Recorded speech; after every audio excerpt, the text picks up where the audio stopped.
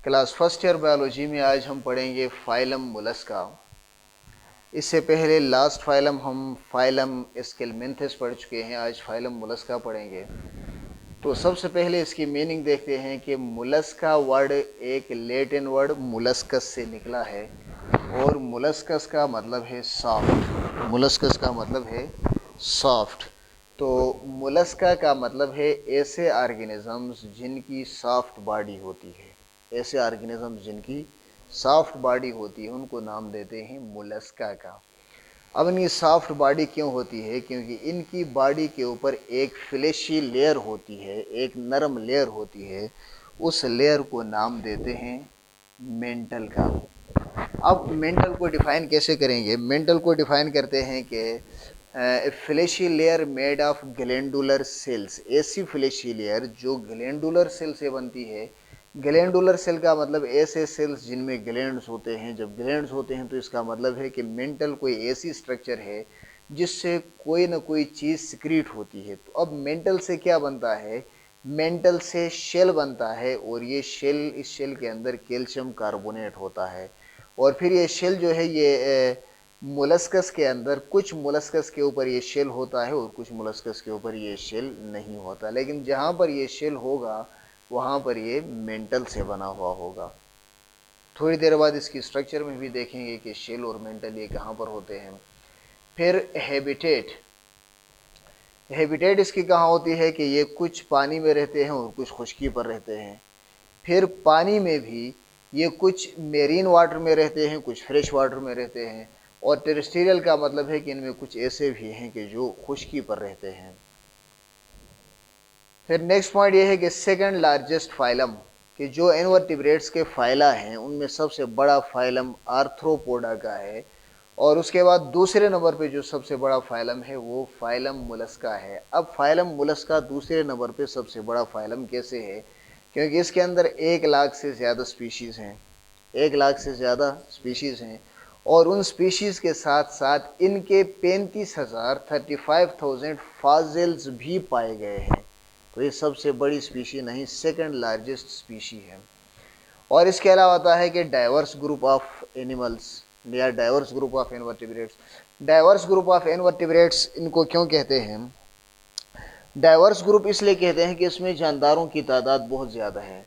जब जानदारों की तादाद बहुत ज़्यादा है, 1 लाख से ज़्यादा है, तो इसका मतलब ये है कि इसके अंदर जितनी भी स्पीशीज़ हैं उन स्पीशीज़ की खसूसियात के अंदर कभी कभार इतना ज़्यादा फ़र्क भी हो सकता है कि देखने से लगता है कि ये एक फाइलम से बिलोंग नहीं करते। हालांकि कुछ बुनियादी खसूसियात जिनकी बुनियाद पर फाइलम बनाया गया है वो उन सब में एक जैसी होंगी, लेकिन उनके अलावा कुछ डिफरेंसेस ऐसे भी हो सकते हैं कि जिनकी वजह से देखने से यूँ लगेगा कि ये एक फाइलम के नहीं है। फॉर एग्ज़ाम्पल ये स्नेल है, तो अगर स्नेल को देखें या स्नेल के अलावा ऑक्टोपस को देखें, कटल फिश को देखें या मसल्स को देखें, तो इनको देखने से इनकी बॉडी के अंदर बहुत ज़्यादा फ़र्क मालूम होता है। इसलिए फाइलम मोलस्का को कहते हैं कि ये एक डाइवर्स ग्रुप ऑफ इनवर्टिब्रेट्स है। इसके अलावा ये होते हैं ट्रिप्लोब्लास्टिक। ट्रिप्लोब्लास्टिक का मतलब इनकी बॉडी की 3 लेयर्स होती हैं, एक्टोडर्म, मेसोडर्म, एंडोडर्म। और इसके अलावा ये सिलोमेट्स होते हैं, मतलब इनकी बॉडी के अंदर सीलोम मौजूद होता है। और इसके अलावा ये बायलेटरली सिमेट्रिकल होते हैं, इनकी बॉडी को एक ही जगह से 2 बराबर हिस्सों में काटा जा सकता है। और इनमें कुछ ऐसे भी होते हैं जो एसिमेट्रिकल होते हैं, मतलब उनकी बॉडी को कहीं पर से भी 2 बराबर हिस्सों में काटा नहीं जा सकता। ठीक है। फिर इनके बॉडी पार्ट्स, तो इसकी बॉडी को 3 मेन रीजन्स के अंदर डिवाइड किया गया है। उनमें एक को नाम देते हैं हेड का, दूसरे को कहते हैं डॉर्सल विसरल हम्प, और तीसरा पार्ट होता है उसे कहते हैं वेंट्रल मस्कुलर फुट। अब हेड कौन सा रीजन है? हेड यहाँ पर देखें, ये जो रीजन बना हुआ है ये वाला, कि जिसके अंदर आइज और एंटीना और माउथ वगैरह ये पार्ट होते हैं, इसको नाम देते हैं हेड का। अगर हम इसके इस डिटेल स्ट्रक्चर के अंदर देखें इसका हेड कहाँ पर है, तो इसमें देखें ये जो एंटीना बना हुआ है, एंटीना है, यहाँ पर ये आइज़ हैं, आइज़ के बाद यहाँ पर ये माउथ है, माउथ के बाद ये रेडुला है। तो रेडुला, माउथ, एंटीना, आइज़ वाला ये एरिया, ये वाला कहलाएगा हेड रीजन। तो पहला पार्ट इसकी बॉडी का कौन सा होता है? हेड। दूसरा पार्ट इसका होता है डॉर्सल विसरल हम्प। तो यहाँ पर ये जो स्ट्रक्चर ऊपर शेल बना हुआ है, इस शेल के अंदर या यहाँ पर इसकी खुली स्ट्रक्चर के अंदर देखें तो ये जो हम्प सा बना हुआ है ऊपर, इस हम्प के अंदर इसको नाम देते हैं डॉर्सल विजिरल हम्प। अब इस हम्प को विजिरल हम्प क्यों कहते हैं? इसलिए कि इसकी शेप होती है हम्प की तरह और इसके अंदर विजिरल ऑर्गन्स मौजूद होते हैं, इंटरनल सॉफ्ट ऑर्गन्स मौजूद होते हैं, इसलिए इस पार्ट को नाम देते हैं डॉर्सल विजिरल हम्प। देखें इंटेस्टाइन यहाँ पर हैं, गोनेड्स हैं यहाँ पर, इसके अलावा डाइजेस्टिव ग्लैंड्स हैं, स्टमक है, हार्ट है यहाँ पर, तो इस पार्ट को नाम दे देंगे डॉर्सल विजिरल हम्प का। और इसके बाद तीसरा पार्ट इसके बॉडी के अंदर होता है, उसको नाम देते हैं वेंट्रल मस्कुलर फूट।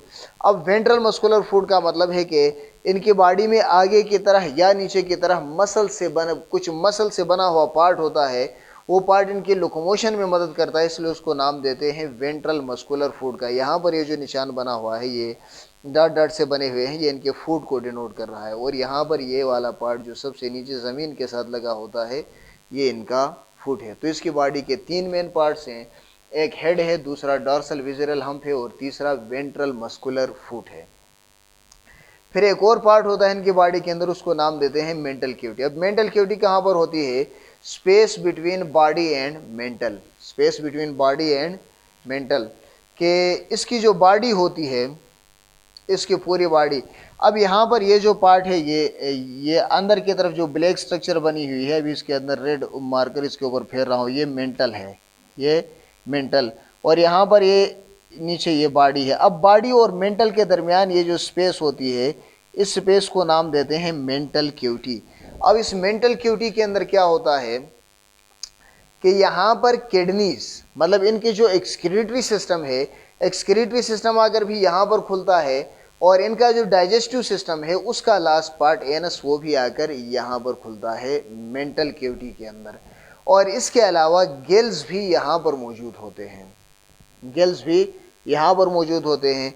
जो टेरेस्टेरियल होते हैं उनकी मेंटल कैविटी के अंदर मेंटल कैविटी में लंग्स होंगे, जो एक्वेटिक हैं उनकी मेंटल कैविटी में गिल्स होंगे। और बाज़ औक़ात ऐसे होते हैं कि यहाँ पर जो गिल्स मौजूद होते हैं या यहाँ पर जो मेंटल कैविटी होती है उसके अंदर बहुत ज़्यादा किस्म की ब्लड वेसल्स होती हैं इस मेंटल कैविटी के अंदर, तो वहाँ पर डायरेक्ट यहीं पर फिर रेस्पिरेशन का प्रोसेस हो जाता है, गैसेस एक्सचेंज वगैरह हो जाती है। फिर इसके बाद नेक्स्ट ज़रा देखते हैं इनका ब्लड वास्कुलर सिस्टम। इनका ब्लड वास्कुलर सिस्टम, या यूँ कहें कि इनका वो सिस्टम जिसमें ब्लड होता है, जिसका ब्लड के साथ ताल्लुक़ है, या सर्कुलेटरी सिस्टम कहें, वो इनकी बॉडी में कैसा होता है। तो इनके सर्कुलेटरी सिस्टम या ब्लड वास्कुलर सिस्टम के अंदर एक पार्ट होता है हार्ट का। इनके हार्ट में एक वेंट्रिकल होता है और एक या 2 ऑरिकल्स होते हैं। वेंट्रिकल एक होगा और ऑरिकल्स एक होंगे या 2 होंगे, क्योंकि डाइवर्स ग्रुप ऑफ ऑर्गेनिज्म से, इसलिए कुछ में एक ऑरिकल होगा और कुछ में 2 ऑरिकल्स होंगे। और इसके अलावा आर्टरीज होती हैं, वेन्स होती हैं और हीमोसिलिक चेम्बर्स होते हैं। हीमोसिलिक चेम्बर्स किसे कहते हैं? हीमोसिलिक चेम्बर से पहले ज़रा हीमोसील को समझते हैं कि हीमोसील किसे कहते हैं। देखें मेमल्स के अंदर ब्लड होता है, ठीक है, उसका रेड कलर होता है, और ब्लड की जगह मोलस्कस में जो फ्लूइड होता है उस फ्लूइड को नाम देते हैं हीमोसील का, उस फ्लूइड को हीमोसिलिक फ्लूइड कहते हैं, ठीक है। और ये हीमोसिलिक फ्लूइड जिन जगहों पर होता है उसको नाम देते हैं हीमोसिलिक चेम्बर्स का नाम देते हैं। अब इनके बॉडी के अंदर जो फ्लूइड होता है, उस फ्लूइड और ब्लड के अंदर क्या फ़र्क है कि नॉर्मल ब्लड के अंदर एक पिगमेंट होता है, उस ब्लड पिगमेंट को हीमोग्लोबिन कहते हैं, और इनके ब्लड में एक पिगमेंट होता है, उस पिगमेंट को नाम देते हैं हीमोसियानिन का, हीमोसियानिन। अब इस हीमोसियानिन और हीमोग्लोबिन के अंदर फ़र्क यह है कि हीमोसियानिन भी ऑक्सीजन कैरी करता है और हीमोग्लोबिन भी ऑक्सीजन कैरी करता है। अगर हीमोसियानिन के साथ ऑक्सीजन हो, इस पिगमेंट के साथ अगर ऑक्सीजन हो तो इसका कलर हो जाता है ब्लू। अगर इसके साथ ऑक्सीजन न हो तो फिर ये होता है कलरलेस। तो ये इनका ब्लड वास्कुलर सिस्टम है। और ब्लड वास्कुलर सिस्टम के बाद नेक्स्ट इनके ज़रा नर्वस सिस्टम को देखते हैं कि इनका नर्वस सिस्टम कैसे होता है। तो इनके नर्वस सिस्टम के अंदर कुछ मोलस्कस ऐसे हैं कि उनका नर्वस सिस्टम वेल डेवलप्ड होता है, मतलब उनके अंदर सिविलाइजेशन का प्रोसेस थोड़ा बहुत हुआ होता है। सिविलाइजेशन का मतलब यह है कि उनके अंदर हेड रीजन थोड़ा सा ज़्यादा डेवलप्ड होता है और वो ज़्यादा ज़हीन माने जाते हैं या उनका दिमाग ज़्यादा काम करता है। आमतौर पर इनका नर्वस सिस्टम किससे बना होता है कि 3 pairs of orange coloured ganglia के अंदर गेंगलिया के 3 पेयर्स होते हैं और वो 3 पेयर्स का कलर होता है ऑरेंज। जब गेंगलियान की जमे हो, और गेंगलियान किसे कहते हैं कि जब सेल बॉडीज और डेंड्राइट्स मिलते हैं तो उनके मिलने से जो एक स्ट्रक्चर बनती है उस स्ट्रक्चर को नाम देते हैं गेंगलियान का। तो इनके अंदर गेंगलिया के 3 पेयर्स होते हैं और इन 3 पेयर से नर्व्स निकलती हैं और ये नर्व्स फिर पूरी बॉडी के अंदर फैली हुई होती हैं। देखें यहाँ पर इनका गेंगलिया है, गेंगलिया से आगे नर्व के ये जो नर्व्स निकलती हैं और ये नर्व्स फिर इसकी बॉडी रीजन के अंदर फैली हुई होती हैं। इसके बाद इनके रिप्रोडक्शन का प्रोसेस कैसे होता है कि इनकी रिप्रोडक्शन, इनके अंदर सेक्सुअल रिप्रोडक्शन होती है। कुछ इनमें होते हैं, अक्सर इनमें होते हैं यूनिसेक्सुअल और कुछ इनमें होते हैं हर्माफ्रोडाइट्स। यूनिसेक्सुअल का मतलब यह है कि मेल सेक्स ऑर्गन्स और फीमेल सेक्स ऑर्गन्स अलग अलग इंडिविजुअल्स की बॉडी में होंगे। और हर्माफ्रोडाइट्स का मतलब ये है कि इनकी बॉडी के अंदर ऐसे ऑर्गेनिज्म जिनकी बॉडी के अंदर मेल और फीमेल गोनेड्स दोनों मौजूद हों। तो अक्सर इनमें यूनिसेक्सुअल हैं, कुछ इनमें हर्माफ्रोडाइट्स हैं। अब इनके अंदर जो गोनेड्स होते हैं वो कौन से होते हैं? इनके अंदर मेल्स में टेस्टिस होती हैं वाइट कलर की और फीमेल में ओवरीज होती हैं, उनका कलर होता है रेडिश, मतलब थोड़ा सा सुर्खी माइल होता है। इनमें फर्टिलाइजेशन एक्सटर्नल होती है, मतलब एग और स्पर्म की फ्यूजन बॉडी के बाहर होती है इनकी, ठीक है। जब बॉडी के बाहर इनकी फर्टिलाइजेशन होगी तो फिर इनकी डेवलपमेंट कैसे होते हैं कि डेवलपमेंट के अंदर देखें, पहले ये अंडे देंगे, अंडों के बाद इनकी फर्टिलाइजेशन होगी, फर्टिलाइजेशन के बाद जब इनकी डेवलपमेंट होती है, ऑफस्प्रिंग बनते हैं। तो ऑफस्प्रिंग इस तरह होता है कि या उनकी डायरेक्ट डेवलपमेंट होती है या इनडायरेक्ट डेवलपमेंट होती है। डायरेक्ट डेवलपमेंट का मतलब ये है कि ऐसे ऑफस्प्रिंग का बनना कि वो बिल्कुल अपने पेरेंट्स की शेप, उनकी शेप अपने पेरेंट्स की शेप की तरह हो। छोटे होते हैं, आहिस्ता आहिस्ता बड़े होते हैं, लेकिन शुरू से ही उनकी शेप अपने पेरेंट्स की तरह होती है। और इनडायरेक्ट का मतलब ये है कि अंडों से निकलेंगे तो पहले किसी और शेप में होंगे, फिर आहिस्ता आहिस्ता बड़े होते जाएंगे, उनकी शेप चेंज होते जाएगी और आखिरकार वो अपने बड़ों की शेप गेन करेंगे। तो डायरेक्ट में जब बच्चे निकलते हैं तो उनकी शेप बड़ों से रिजेंबल करती है, और इनडायरेक्ट में पहले लार्वा बनता है, लार्वा बनने के बाद फिर उसके अंदर मजीद चेंजेस आती हैं और वो फिर एडल्ट ऑर्गेनिज्म में जब चेंज होता है तो उसकी शक्ल भी चेंज हुई होती है। और इनके अंदर जो लार्वा बनता है उसको नाम देते हैं ग्लोकीडियम लार्वा, ग्लोकीडियम GLOCHIDI, ग्लोकीडियम लार्वा कहते हैं। फिर इनका डाइजेस्टिव सिस्टम है, तो डाइजेस्टिव सिस्टम के बारे में कहते हैं कि इनके अंदर वेल डेवलप्ड डाइजेस्टिव सिस्टम है। वेल डेवलप्ड का क्या मतलब है? देखें डाइजेस्टिव सिस्टम के पार्ट्स देखें, पहले यहाँ पर माउथ होता है, इसके ज़रिए से खुराक आया, फिर इसके बाद दूसरा इनकी ज़ुबान होती है, एक रेस्पिंग टांग होती है। रेस्पिंग टांग का मतलब खुरदरी सी टांग होती है, इसके ऊपर कोई चीज़ लगती है तो वो चीज़ फंस जाती है।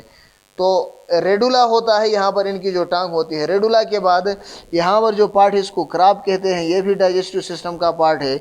इसके अलावा यहाँ पर देखें आपको ये स्टमक भी नज़र आएगा, स्टमक के बाद ये डाइजेस्टिव ग्लैंड्स भी नज़र आते हैं, इसके अलावा इंटेस्टाइन्स भी नज़र आते हैं और इंटेस्टाइन्स के बाद ये जाकर आखिर में यहाँ पर एनस का पोर भी नज़र आता है। तो डाइजेस्टिव सिस्टम के अक्सर पार्ट इसमें मौजूद होते हैं, इसलिए इनके डाइजेस्टिव सिस्टम के बारे में कहते हैं कि वेल डेवलप्ड डाइजेस्टिव सिस्टम होता है। अब इनकी इम्पॉर्टेंस क्या है? इम्पॉर्टेंस ये है कि ये ऑर्नामेंटल पर्पसेस के लिए यूज़ होते हैं और मुख्तलिफ जगहों पर इनसे डेकोरेशन पीसेस बनाए जाते हैं। डेकोरेशन पीसेस का मतलब ये है कि इनकी बॉडी कुछ इनमें ऐसे ऑर्गेनिजम्स हैं कि जो समंदरों में पाए जाते हैं, बहुत ज़्यादा जहरीले भी होते हैं और बहुत ज़्यादा खूबसूरत भी होते हैं, तो उनको डेकोरेशन वगैरह के लिए यूज़ किया जाता है। कुछ ऐसे होते हैं कि उनकी बॉडी के अंदर पर्ल बनता है, मोती बनते हैं, उनके शेल्स होते हैं बॉडी के ऊपर इस तरह, उनके यहाँ से भी ये शेल हो गया, यहाँ से यूँ भी इनकी बॉडी का शेल होता है, और इस शेल के अंदर जो इनकी बॉडी का पार्ट होता है उसके अंदर इस तरह खूबसूरत मोती बनते हैं और वो मोती फिर मुख्तलिफ़ किस्म के ज़ेवरात वगैरह बनाने के काम आते हैं। इसके अलावा इनमें ऑक्टोपस है, कटल फिश है, या बड़ी साइज़ के जो मसल्स वगैरह होते हैं वो मसल्स मुख्तलिफ़ ममालिक में खुराक के तौर पर भी इस्तेमाल होते हैं। तो इसी के साथ ही हमारा आज का लेक्चर अपने अख्तिताम को पहुँचता है। अब अपने नेक्स्ट लेक्चर में हाज़िर होंगे नेक्स्ट फाइलम के साथ, तब तक के लिए अल्लाह हाफिज़।